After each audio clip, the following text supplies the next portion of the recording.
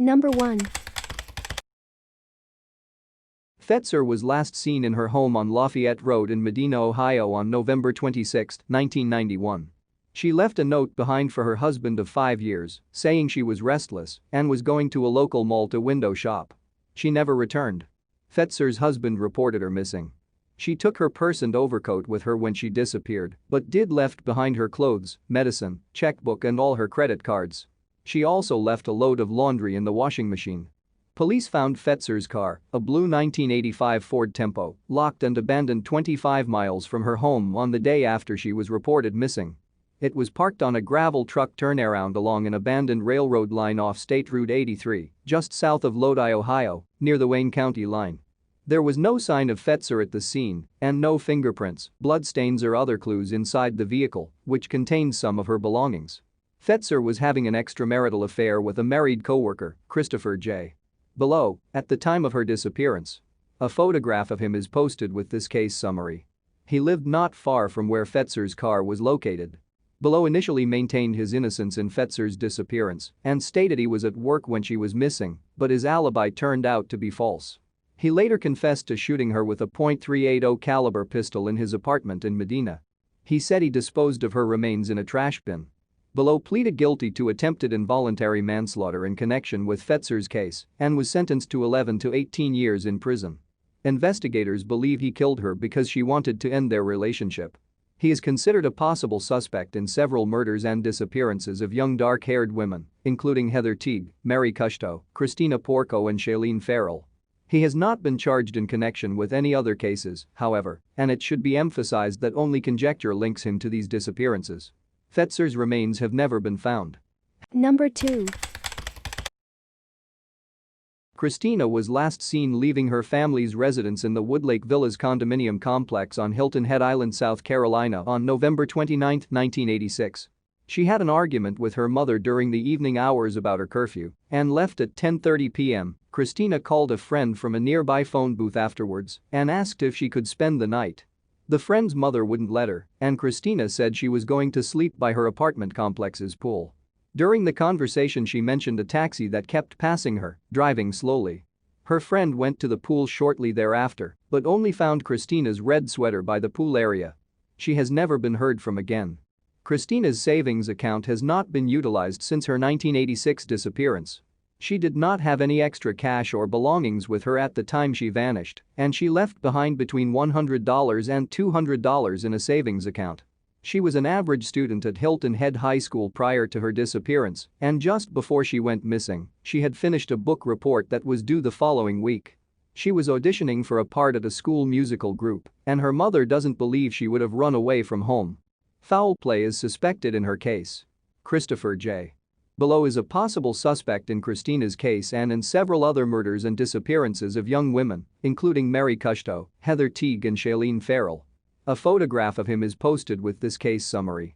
He pleaded guilty to attempted involuntary manslaughter in connection with the shooting of Catherine Fetzer, whose body was never found, and is currently serving time in an Ohio prison.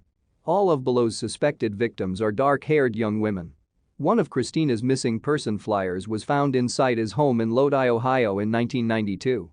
Below's sister stated he carried missing person posters for several women in a box, but investigators have been unable to find the box. Investigators know Below, a native of Kentucky, was living in South Carolina during the late 1980s and early 1990s. They are trying to determine his whereabouts at the time of Kristina's disappearance. It should be emphasized that he has not been charged in connection with any case besides Fetzer's, and only conjecture links him to Kristina's case. Kristina's mother believes that her daughter's remains are buried in the North Forest Beach area, but no evidence has been discovered to prove any theory. All of her friends passed polygraph tests about her disappearance. Kristina's case remains unsolved. Her parents divorced in 1988, and her mother has resumed using her maiden name, Inzera. Number 3.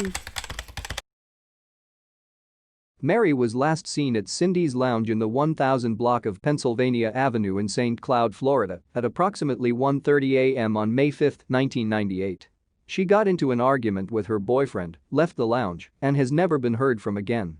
Her husband, Guy Tuck Kushto Jr., reported her missing on May 29 when he went to Cindy's Lounge and told the bartender his wife was missing and had probably been raped or is somewhere dead. Guy is a card-carrying member of the Ku Klux Klan and admitted he had mistreated Mary. By the time of her disappearance, she had left him, was seeing another man, and moved in with friends at a motel near Alligator Lake.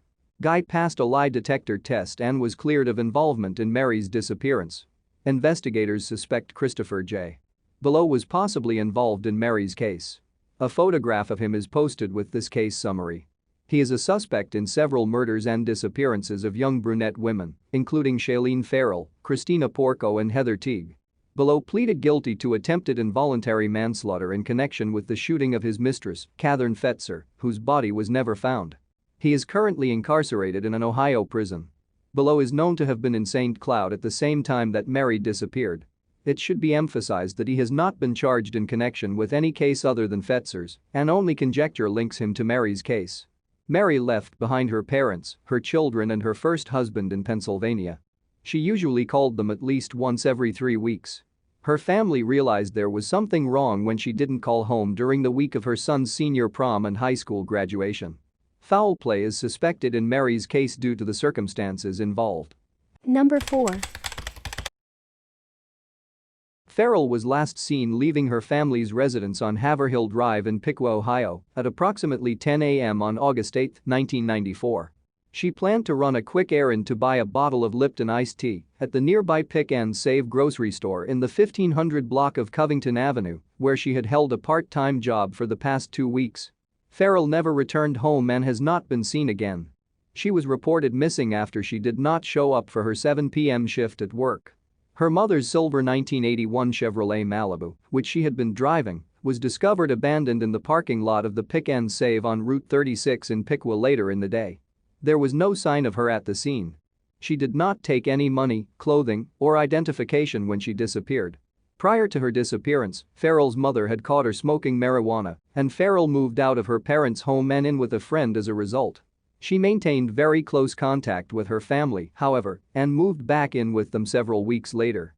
Investigators initially believed Farrell simply left home voluntarily again when she disappeared in August 1994, but her mother and her best friend disagreed, and the police eventually decided she had probably met with foul play. Investigators suspect Christopher J. Below was possibly involved in Farrell's case. A photograph of him is posted with this case summary.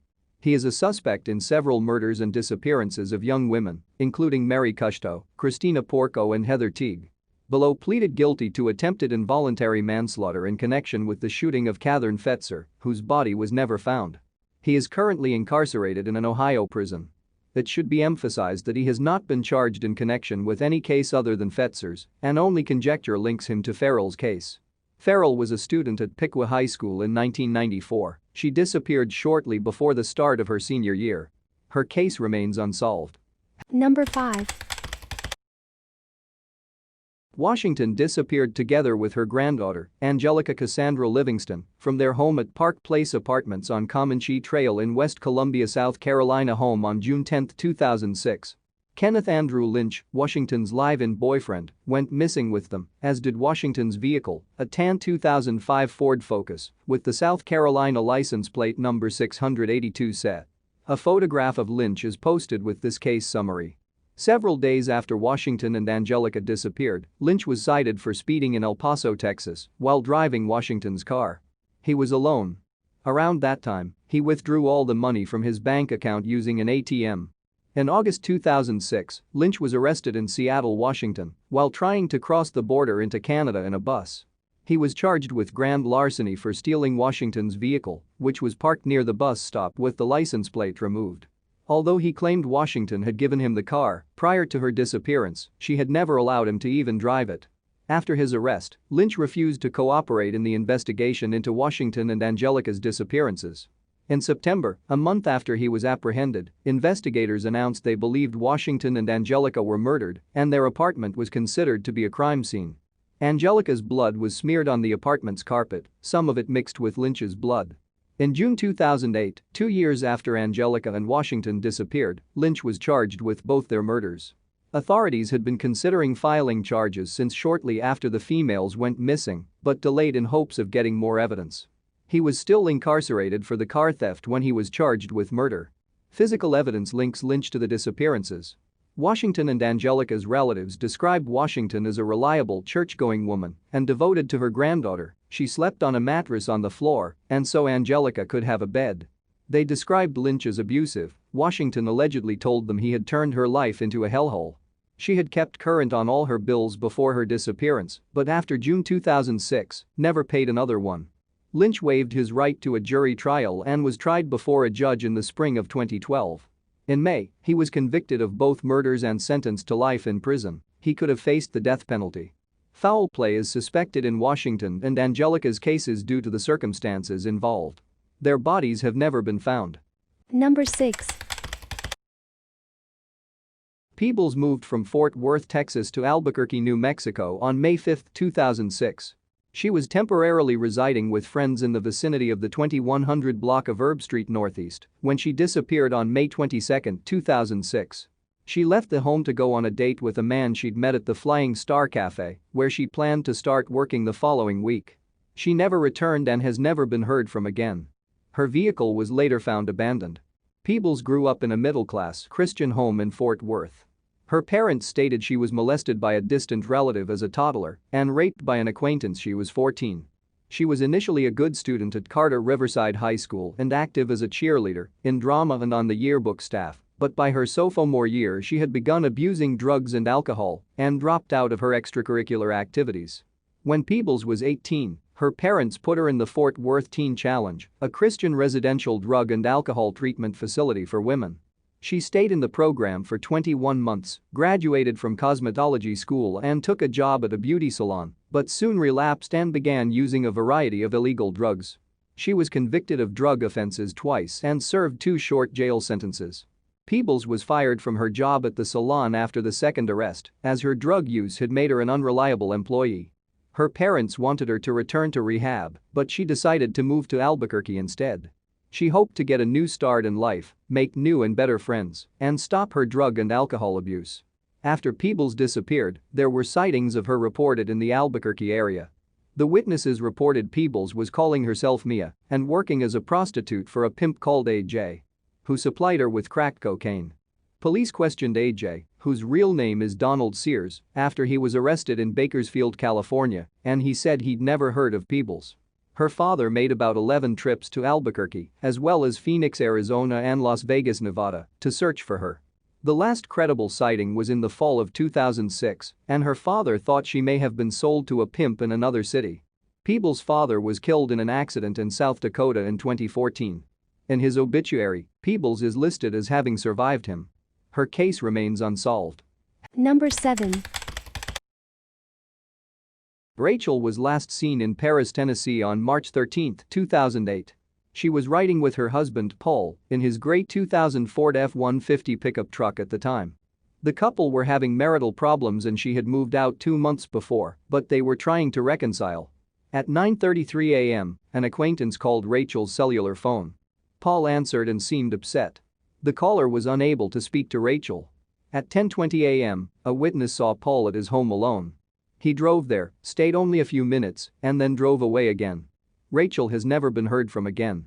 Paul disappeared at the same time Rachelle did. Their loved ones became concerned and contacted authorities, who began searching for them. Police found his truck near his home on March 15.